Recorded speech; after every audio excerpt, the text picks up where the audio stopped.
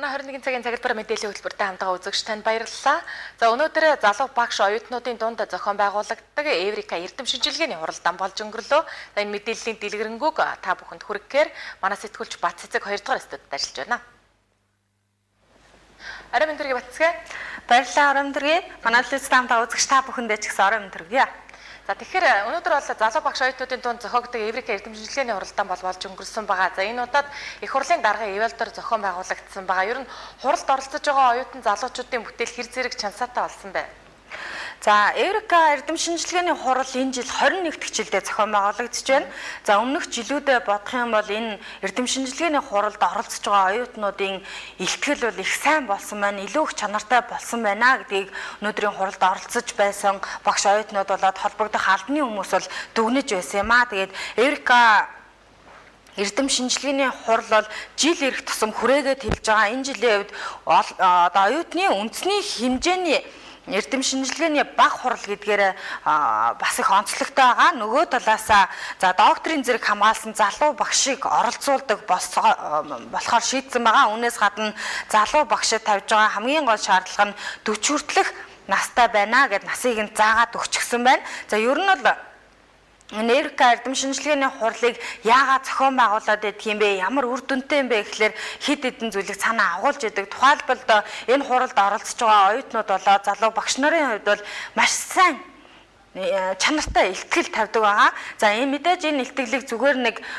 номноос хуулж бичээд юм уу хин нэгэн хүний хэлсэн үгнээс иш татаад ярьж чаддгүй. Хамгийн гол нь судалгааны ажлыг тухайн оюутан тухайн багш дангаараа болоод хамт олонтойгоо нийлээд багаар энэ илтгэлээ боловсруулдаг байгаа. За үүнээс гадна энэ судалгааны ажлыг олон нийтэд сурталчилж, дэмжин, урамшуулах, судалгаа, шинжилгээний ажил хийх сонирхолтой залуусын дог цаашдаа ер нь нэмэгдүүлэх замаар мэдлэгт суурилсан нийгмийн хөгжилд хувь нэмрээ оруулах хамгийн гол ач холбогдолтой юм а гэдгийг зохион байгуулагчдын зүгээс ярьж исэн. За ер нь бол энэ Эврика эрдэм шинжилгээний хурал дээр тавигдж байгаа илтгэлүүдээс одоо ажил хэрэг болж байгаа, амьдралд хэрэг болж байгаа маш олон илтгэлүүд байгаа гэдгийг одоо зохион байгуулагчдын зүгээс ярьж ирсэн. Өөрөөр хэлэх юм бол Монголын залуучуудын холбооны ерөнхийлөгч Мөнхбатын хувьд Эврика эрдэм шинжилгээний хурал бол жил ирэх тусам үр дүнтэй ач холбогдолтой болж байна гэдгийг дүгнжсэн. За энэ яриаг одоо үзэгч та бүхэндээ хүргье. Сургууль дээрээсээ хөрөлцөж ирж байгаа энэ залуучуудын илтгэлүүд бол бүгд амьдрал дээр гараад ажил болох магадлал хамгийн өндөр байдаг. Эргээд бидний одоо 20 жилийн түүхэнд маш их олон одоо амьдралын жишээнүүд гарч ирсэн. Жишээ нь одоо банкны лизингийн үйлчилгээ бол анх Эврика дээр илтгэл болж орж ирээд дараа нь банкуудын хувьд бол лизингийн үйлчилгээ болж ингэж явж исэн тий. Гэх мэтлэнгээр ингээд олон сайхан жишээнүүд бол би одоо сүүлийн 2 жилийн илтгэл бол илүү их уул уурхайтай холбоотой химийн технологи, за дээр нь барилгын одоо материалын технологиудтай холбоотой маш их олон одоо илтгэлүүд орж иж байна. За дээр нь нийгмийн суурь өвчлөлттэй холбоотой асуудлуудаар бас их олон илтгэлүүд орж иж байна. За бизнесэд болоод одоо компани засаглалын хувьд одоо бас ямар байх ёстой юм, энийг бас ямар байвал илүү хөгөөчтэй байдیں۔ Гэх мэтлэнгээр ингээд олон илтгэлүүд бол орж ирж байгаа. За Эврика эрдэм шинжилгээний хурлын төсөглийн үе шат буюу шилдэг илтгэгч нар бол өнөөдөр төрийн ордонд цугласан байгаа.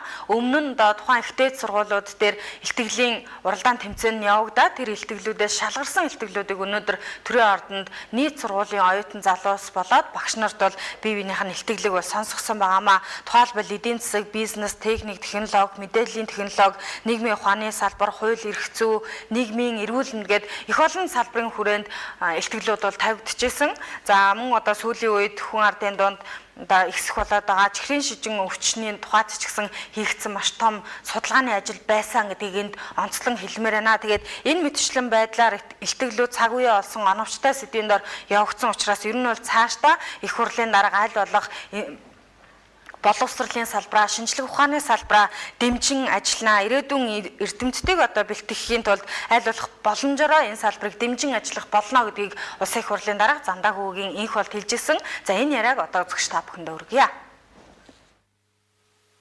Тэгээ бид бол Монгол улсын шинжлэх ухааны байгууллага, шинжлэх ухааны хөгжүүлэхийн тулд ирээдүйн эрдэмтдийг одооноос ингэж бэлдэж байгаа.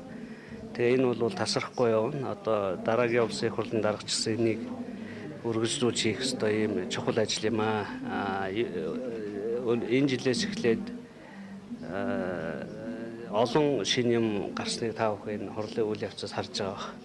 Салбар уралдаанууд тоо нэмэгдэж байна. Салбарууд тодорхой болж байна. Спонсор компаниуд өөрийнхөө сонирхсон сэдвээр судалгаа хийлгүүлэх захиалга бид бас сая ярилцлаа тэр талаар. За тэгэхээр Эврика эрдэм шинжилгээний хуралд одоо шалгарсан багш болоод оюутнуудыг бол тодорхой хэмжээгээр урамшуулсан байгаа. Тухайлбал шилдгийн шилдэг багшид бол өргөмжлөл 1,500,000 төгрөгөөр түүний хөдөлмөр зүтгэлийг үнэлсэн бол за шилдгийн шилдэг оюутанд өргөмжлөл 500,000 төгрөг, за сургалтын төрийн сангаас 3 сарын одоо оюутны урамшуул тэтгэлгийг олгохоор шийдвэрлсэн байна. Тэгээ энэ шагналал урамшууллаа өнөөдөр оюутнууд болоод одоо багш нарын хувьд бол авсан байгаа. За цаашдаа одоо энд шалгарсан Эврика эрдэм шинжилгээний хуралд оролцоод шилдэг илтгэлээр шалгарсан, шилдэг илтгэгчээр шалгарсан хүмүүсийг ингээд урамшуулаад орхих уу, цаашдаа яах вэ, ямар арга хэмжээ авах вэ гэдэг асуудал бол чухал. Тийм учраас аль болох энэ хүмүүсийн шилдэг илтгэлүүдийг нэгтгэхэд эмхтгэл гаргана. За үүнээс гадна одоо шилдэг илтгэлийн эзэд болох тэр оюутнуудыг Монголдо хамгийн шилдэгт ордог тэр байгууллагууд дээр дадлах хийж туршлах судлуулах боломжийг олгож байгаагаараа давуу талтай гамаа. Тэгээд энэ оюутнуудын хийсэн бүтээсэн энэ амжилтыг цаашдаа олон нийтэд сурчлаад за тухайн илтгэлийг амьдрал дээр яаж хэрэгжүүлэх боломж байгаа юм бэ гэдгийг одоо сурчлах тал дээр гол анхаарлаа хандуулж ажиллах болно гэдгийг зохион байгуулагчдын зүгээс ярьж байсан юм аа. За анхаарлаа хандуулсан үзэгч та бүхэндээ баярлалаа. Нэгдүгээр өстөдтэй албагтъя. За мэдээллийн дэлгэрэнгүй хүргэсэн сэтгүүлч Батцэг болон бидэнтэй хамт байгаа үзэгч та бүхэндээ баярлалаа. Хэд ормын реклам зар сурчилгааны дараа мэдээ үргэлжлэлээ.